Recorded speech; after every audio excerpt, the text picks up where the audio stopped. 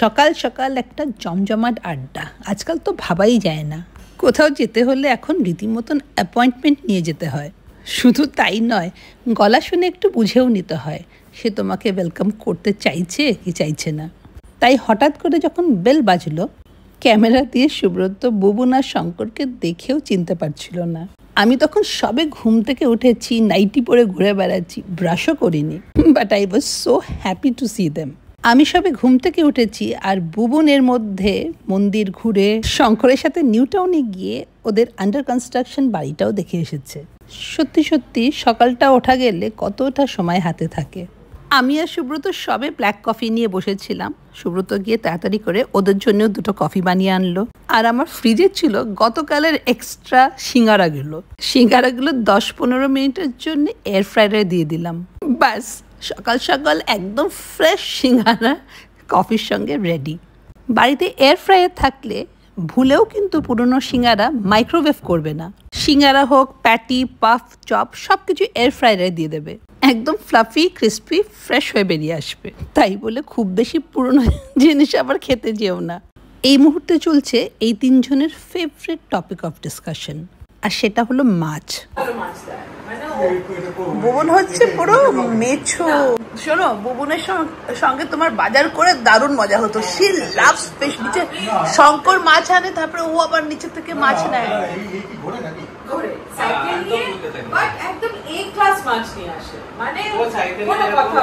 ও তাই নাকি? আহা, সুব্রতকে আজকে দেখে কে? আমার সঙ্গে এইসব গল্প করে খুব একটা সুখ পায় না। তবে সকাল সকাল মাছওয়ালার সঙ্গে সুব্রতর ইন্টারাকশন, তার সঙ্গে কি গল্প হলো, সে কি বলল, সুব্রত কি বলল, এসব কিন্তু আমাকে শুনতে হয়। আজকাল অবশ্য ঘুম থেকে উঠে আমার প্রথম প্রশ্ন হয় মায়াকে নিয়ে, তারপর ছেলেকে নিয়ে, তারপর হয় বাজারের গল্প, আর তারপর ন্যাশনাল ইন্টারন্যাশনাল নিউজ নিয়ে একটা discussion over a cup of coffee. আরে সকাল সকাল আমার এই সুন্দর চেহারাটা একটু দেখো। রাতে প্রায় হাফ কাপ তেল মাথায় ঢেলে শুয়ে পড়েছিলাম। হোয়াট এভার, আজকের সকালটা ছিল আমাদের ঠিক এরকম। হ্যালো অ্যান্ড ওয়েলকাম বন্ধুরা, কেমন আছো তোমরা? আশা করছি তোমরা সকলে খুব খুব খুব ভালো আছো। এই কথাটা শোনো, বুবুন ইজ সো সুইট। ও এই যে যারা আছে না, ওদেরকে সবাইকে রেইনকোট কিনে দিয়েছে। বৃষ্টির মধ্যে ঘুরে বেড়াতে 4-5টা রেইনকোট কিনে দিয়েছে। ভগবান এত দিয়েছে। একদম ঠিক কথা, এটা আমি একদম মানি। এই বৃষ্টির মধ্যে ঘুরে ঘুরে যারা মাছ সবজি বিক্রি করে, বুবুন আবার সবাইকে একটা করে রেইনকোট কিনে দিয়েছে। হাউ থটফুল, তাই না? আবার একটা সিঙ্গারাকে ছোট ছোট কেকের মতন করে কেটেছে। গল্প চললো অনেকক্ষণ। প্রথম ছিল মাছ, তারপর ডেয়ারি, আর এই সব গল্পের মধ্যে আমার গরম গরম সিঙ্গারাটা ছিল একদম ফুল অন হিট। আগে সল্টলেকে পাড়ায় পাড়ায় প্রত্যেকটা পাড়ার দোকানে গরম গরম সিঙ্গারা ভাজা হতো, তারপরে জিলিপি পাওয়া যেত, কিন্তু এখন সেসব বন্ধ হয়ে গেছে। বড় বড় মারওয়াড়ি দোকানগুলোতে অবশ্য পাওয়া যায়, কিন্তু পাড়ার মিষ্টি দোকানগুলোতে এখন বিকেলেই চপ সিঙ্গারাগুলো ভাজা হয়। বুবুনরা চলে গেল। নাও ইট ওয়াজ প্লে টাইম উইথ মায়া। যেহেতু মায়া ফুললি ফিট না, তাই মনে হয় নতুন করে বাচ্চা মানুষ করছি। সব পুরনো টাওয়েলগুলোকে কেটে কুটে এদিক ওদিক চারিদিকে বিছিয়ে রাখতে হয়। একটু পি অ্যান্ড পটি ট্রেনিংটা দিয়ে দিতে পারলে মোটামুটি সব সমস্যাই আমার সলভ হয়ে যেত।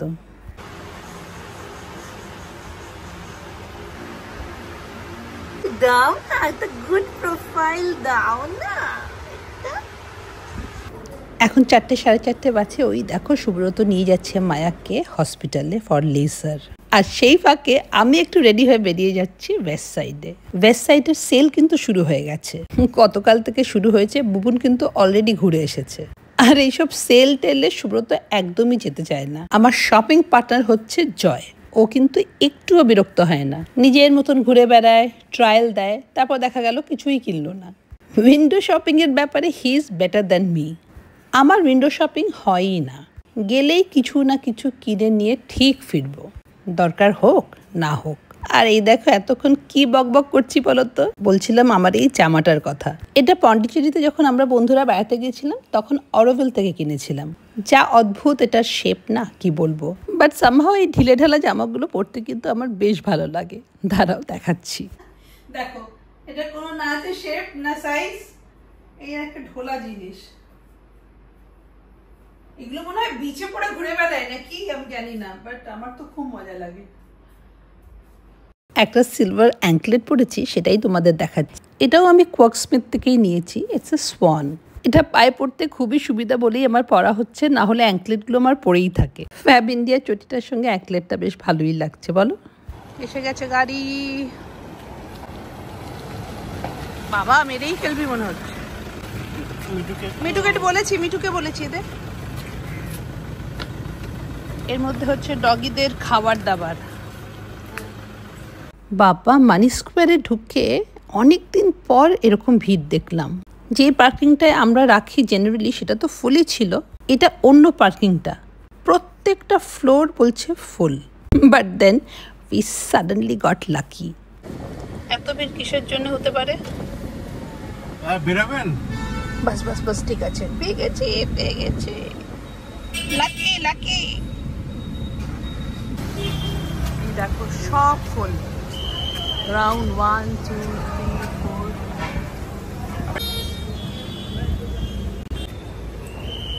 ভিড় কি ওয়েস্ট সাইড সেলের জন্য এত যে ফুল? এ বাবা, পিভিআর সিনেমা আছে। হ্যাঁ সেটাও হতে পারে। হ্যাঁ এক্স্যাক্টলি, রেস্টুরেন্টেরও প্রোগ্রাম মেইনলি এইটারই জানো তো। হ্যাঁ মাই গুডনেস, ভিড় দেখো। আজকে ভুল দিনে এসেছি রে। ভিড় দেখেই বুঝে গেলাম আজকে ট্রায়াল দেওয়া চলবে না, তাই জামা কাপড় কিছু না দেখে সোজা চলে গেলাম হোম ডেকর সেকশনে। সেখানে তো আর ট্রায়ালের কোনো ব্যাপার নেই। ওয়েস্ট সাইড সেল থেকে আমি কিন্তু এই কুশন কভারস গুলো কিনেছি। দেখলাম বেশ ম্যাচিং হয়ে গেছে, গ্রিন অ্যান্ড ইয়েলো, আমার সোফার কালারের সঙ্গে ম্যাচ করছে। এগুলোই কিনেছি আমি সেদিনকে।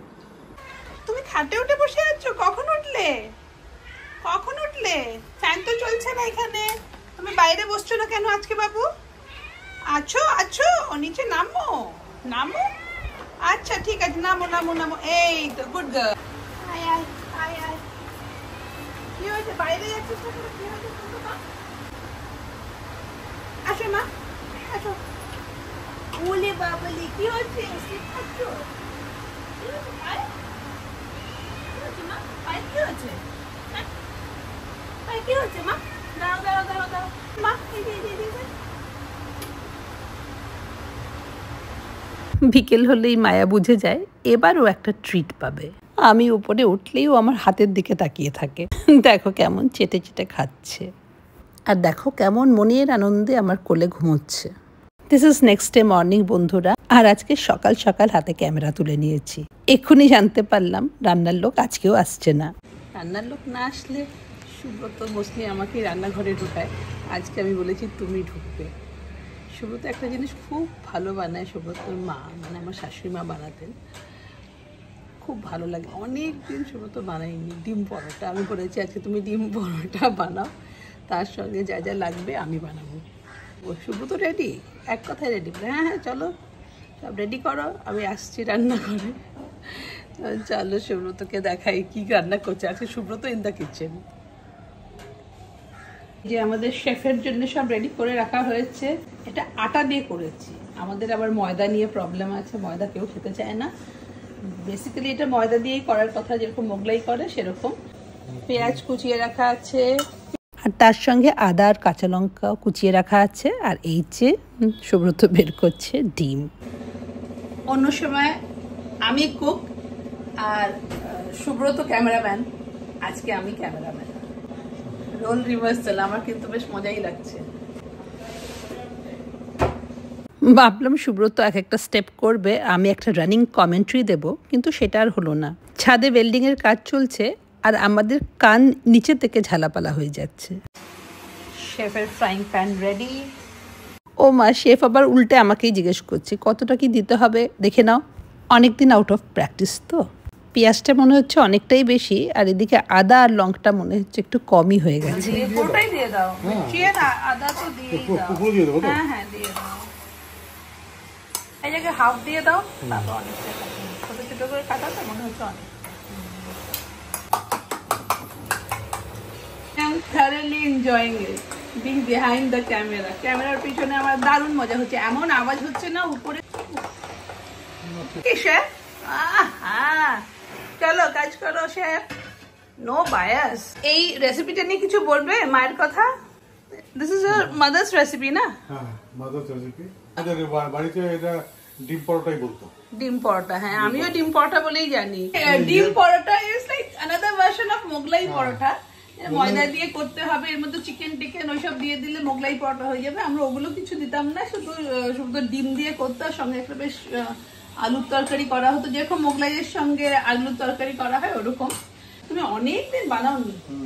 আমি বলছি ওইখান থেকে কিচেন টাওয়ালটা নিয়ে নাও, ওই রয়েছে টিস্যু পেপার। বলছি এসব কিচেন টাওয়াল টাওয়াল এখন, আগে ছিল নুড়ি। পরোটাতে সেঁকে দেওয়া হয়েছে,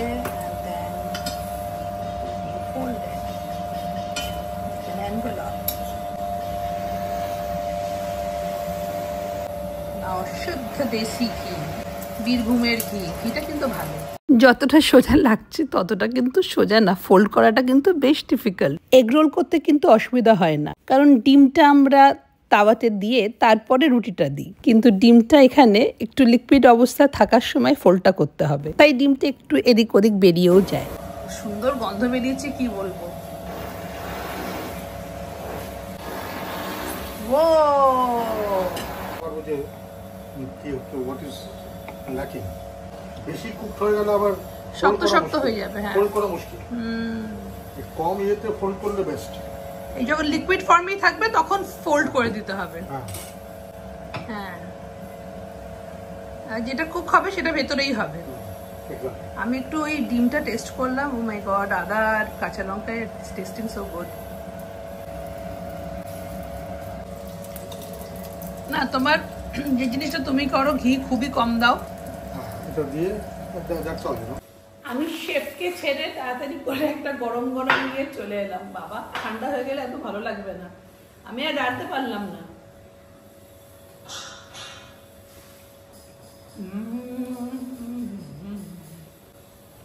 কি ভালো খেতে লাগে না এটা।